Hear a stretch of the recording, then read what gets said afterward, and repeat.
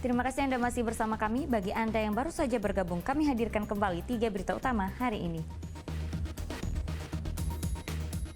Meski mulai surut, sebagian wilayah di Kabupaten Deli Serdang masih terendam banjir. 3 tersangka penyelundupan 5 kg sabu-sabu dari Malaysia ditangkap Polres Asahan. Diduga peras calon legislatif, Komisioner Bawaslu Medan terjaring operasi tangkap tangan.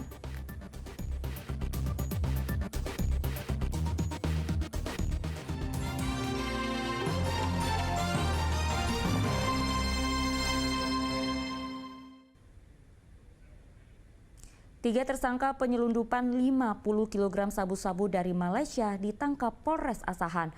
2 tersangka sempat kabur setelah polisi membombardir dengan tembakan ke sebuah mobil.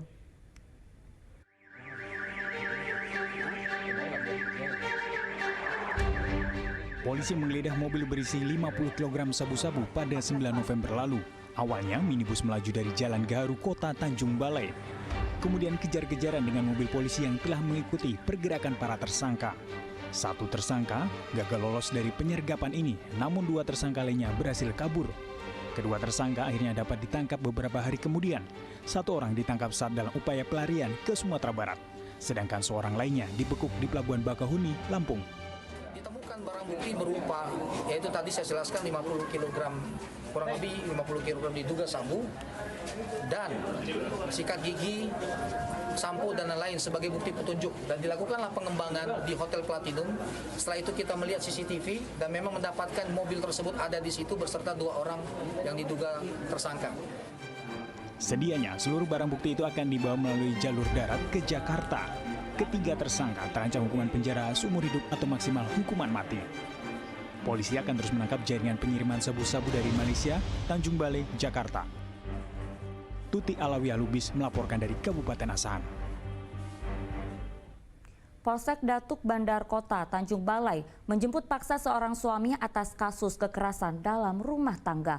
Tersangka menganiaya istri sirinya lantaran meragukan kehamilan sang istri selama ditinggal merantau.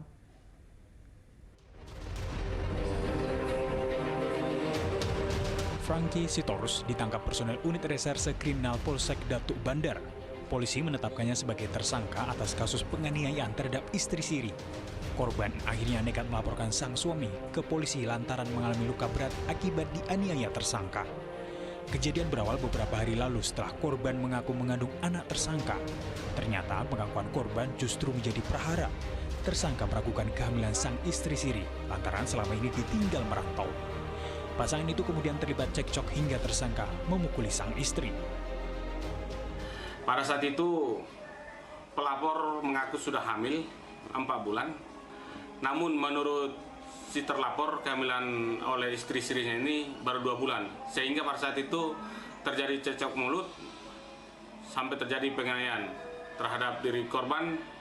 Pada saat itu pelapor menarik korban sehingga terjatuh, terlentang dan langsung melakukan penganiayaan terhadap wajah dan perut.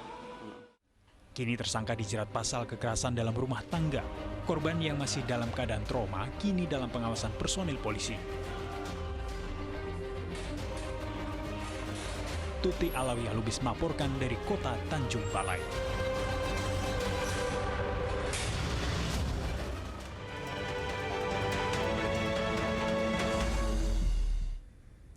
Tim Opsnal Kelompok Kerja Penindakan Saber Pungli, Sumatera Utara melakukan operasi tangkap tangan terhadap seorang komisioner Bawaslu Medan serta 2 warga sipil lainnya di sebuah hotel berbintang.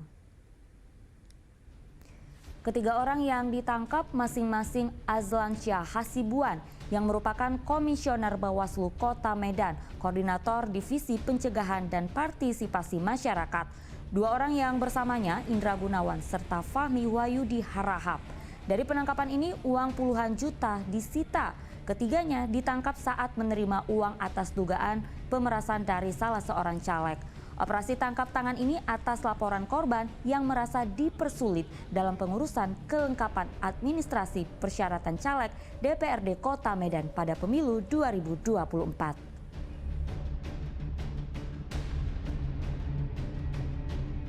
itu tadi malam. Tadi malam sekitar pukul maghrib. Itu kondisi Azlan ya? Iya. Setelah itu nggak ada lagi? Pernyataan dia di rumah tadi malam. Ya. Dan sekarang baru dapat kabar siang tadi Azlan yang ditangkap Polda Sumut ya? Iya. Nanti silakan aja ke Kabid Humas ya. Artinya OTT-nya itu benar tuh Pak ya? Ya silakan nanti dikomunikasikan kepada Kabid Humas. Saat ini prosesnya bagaimana Pak? Masih berpendalaman. Masih pendalaman ya Pak ya? Silakan nanti ditanya sama Pak Adi ya. Pak ini ditangkap saat berbarengan acara dengan Kaisang Pak ya, Putra Presiden Saya Pak? tidak tahu.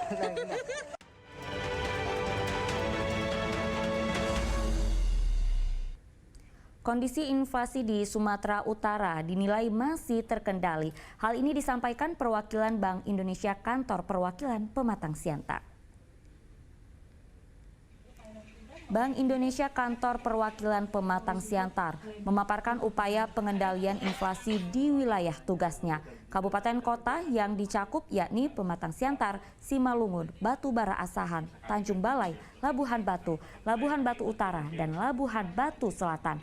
Secara umum, angka inflasi di Sumatera Utara dinilai masih terkendali dengan kerjasama dan sinergi pemerintah daerah dan otoritas keuangan seperti BI.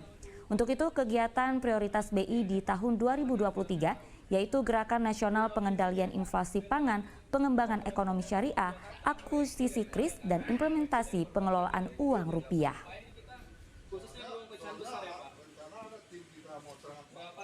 Pengembangan inflasi ya, perkembangan inflasi di mana ini adalah menjadi tugas utama kami dan koordinasi kami dengan pemerintah daerah.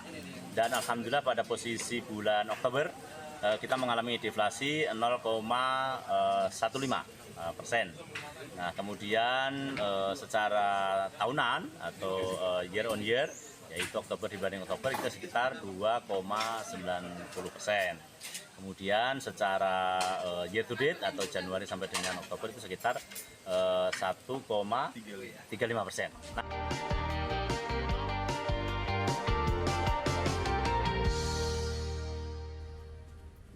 Informasi tadi mengakhiri berita Medan hari ini. Saya Auriga Agustina berterima kasih atas perhatian dan kebersamaan Anda. Selamat beraktivitas dan sampai jumpa.